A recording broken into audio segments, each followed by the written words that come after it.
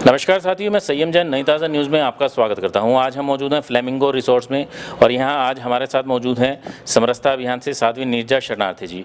अब तक आपने सुना होगा कि कावड़ यात्रा निकलती है, वो शिव भगवान के लिए गंगा जल लाने के लिए जब शिवरात्रि आती है तब कावड़ यात्रा निकाली जाती है। पर लेकिन एक नई तरीके की कावड़ यात्रा हमारे हरियाणा में निकाली जा रही है। उसी को आगाज़ देने के लिए समरसता अभियान की तरफ से जो है कावड़ यात्रा निकाली जाएगी। उस कावड़ यात्रा के बारे में हम जानते हैं कि क्या है वो कावड़ यात्रा।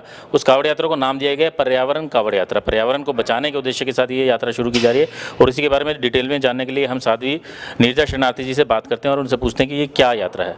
बताएं कि साध्वी जी की ये पूरी यात्रा जो है किस लिए शुरू की जा रही है और इसका क्या क्या प्रारूप रहेगा, कहाँ से शुरू होगी और कितने क्या इस पूरे अभियान के दौरान किया जाएगा। सबसे पहले तो मैं नई ताज़ा न्यूज़ के सभी दर्शकों को ये खुशखबरी देना चाहूँगी कि ये पर्यावरण कावड़ यात्रा जो है, ये पर्यावरण का मतलब होता है परिआवरण, मतलब प्रकृति को आवरण एक वस्त्र ओढ़ाना। इससे पहले हमने कावड़ यात्राएं देखी कि भगवान शंकर पे, जैसा कि अभी आपने सुना, जल चढ़ाया जाता है। कावड़ का मतलब होता है जिम्मेदारी। तो हमारा समरसता अभियान ये जिम्मेदारी उठा रहा है कि पर्यावरण के प्रति सभी आने वाली पीढ़ी सजग हो और एक अपनी प्रकृति को, अपनी पृथ्वी को एक आवरण ओढ़ाया जाए, जो कि वृक्षों के साथ श्रृंगार उसका किया जाए। इसी उपलक्ष्य में हमने आज मुख्य अतिथि के रूप में, और कल भी जब ये पर्यावरण दिवस पे ये कावड़ यात्रा शुरू होगी तो हमारे आदरणीय श्री जयसिंह बिश्नोई जी, सूचना आयुक्त अधिकारी, आमंत्रित किए हैं और हम ये संदेश देना चाहेंगे कि आप सभी हरियाणा वासी इस कावड़ यात्रा के साथ जुड़ें, क्योंकि अगर वृक्ष हैं तो जीवन है। ये कावड़ यात्रा कहाँ से शुरू होगी और कहाँ पर खत्म होगी और इसके अंदर पूरी यात्रा के दौरान जो है क्या किया जाएगा। ये कावड़ यात्रा यहाँ चूड़ीपुरा से शुरू होगी गांव, और प्रयास रहेगा ये हिसार ज़िले में, सिरसा ज़िले में, भिवानी ज़िले, जिंद ज़िले में जितना भी जा सकेगी ज़्यादा से ज़्यादा 1 लाख वृक्षों का टारगेट है। हर गांव में एक कावड़ के साथ जाएंगे और वृक्षारोपण किया जाएगा। और केवल वृक्षारोपण नहीं होगा, आने वाले साल में हम अगले वर्ष आपको इसी दिन ये जिम्मेदारी लेते हैं कि हम वृक्षों की रक्षा करके भी दिखाएं कि जो 1 लाख पौधों का रोपण होगा उसमें से हम कितने वृक्षों की सुरक्षा कर सकते हैं।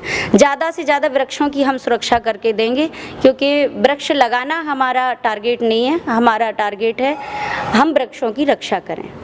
तो आपने सुना कि साध्वी नीरजा शरणार्थी ने बताया कि वो एक नई शुरुआत करने जा रहे हैं, पर्यावरण कावड़ यात्रा निकालने जा रहे हैं कल विश्व पर्यावरण दिवस के मौके पर। तो मुख्य अतिथि के तौर पर इस कार्यक्रम में हरियाणा के सूचना आयुक्त जयसिंह बिश्नोई जी मौजूद रहेंगे। तो उनसे जानते हैं कि वो इस यात्रा के साथ किस तरीके से जुड़ रहे हैं, क्योंकि बिश्नोई समाज से वो आते हैं और बिश्नोई समाज जाना जाता है पर्यावरण रक्षा के लिए जाना जाता है। तो इसी सिलसिले में हम जानते हैं बिश्नोई जी से कि वो इस यात्रा के साथ किस वजह से जुड़ रहे हैं और उनका क्या उद्देश्य है और आगे वो क्या इस यात्रा के साथ जुड़कर उद्देश्य हासिल करना चाह रहे हैं। सभी दर्शकों को मेरा प्रणाम। समरसता अभियान में मुझे ये सामाजिक संस्था है, इसमें मुझे मुख्य अतिथि के रूप में बुलाया गया। तो मैं सभी समरसता अभियान के परिवार के सभी सदस्यों का धन्यवाद करता हूँ। और ये यात्रा साध्वी जी के नेतृत्व में पूरे हरियाणा में कावड़ यात्रा के रूप में जानी जाएगी। इसकी कल मुख्य अतिथि मुझे चूली कला व जाखोद खेड़ा में बनाया गया है, जिसमें सुबह पौधारोपण के टाइम। और ये एक सामाजिक संस्था है। सामाजिक संस्था क्योंकि मेरे परिवार में 25 सदस्यों ने, मेरे बुज़ुर्गों ने पेड़ों के लिए जान दी हुई है।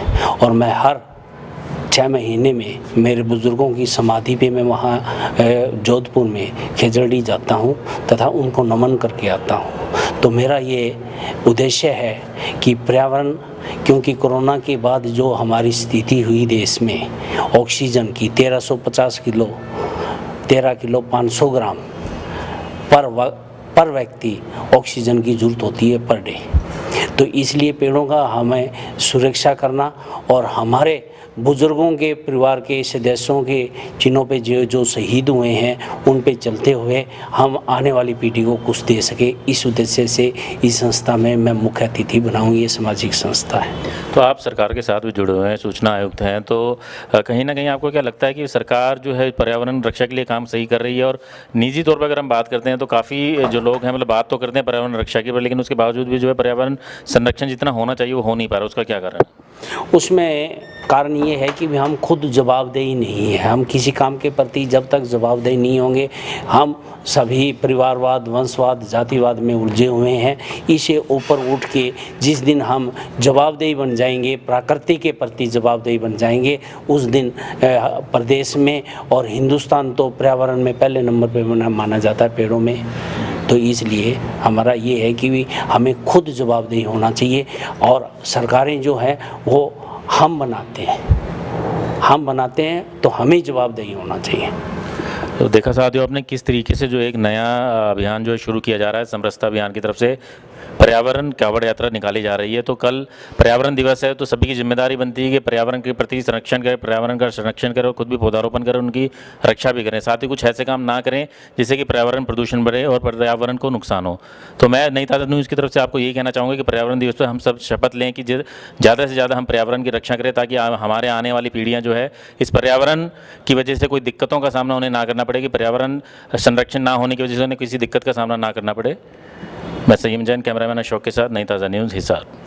लेटेस्ट वीडियोस के लिए सब्सक्राइब करें हमारा चैनल नई ताज़ा न्यूज़ और दबाएं बेल आइकॉन ताकि आप मिस ना करें कोई भी अपडेट।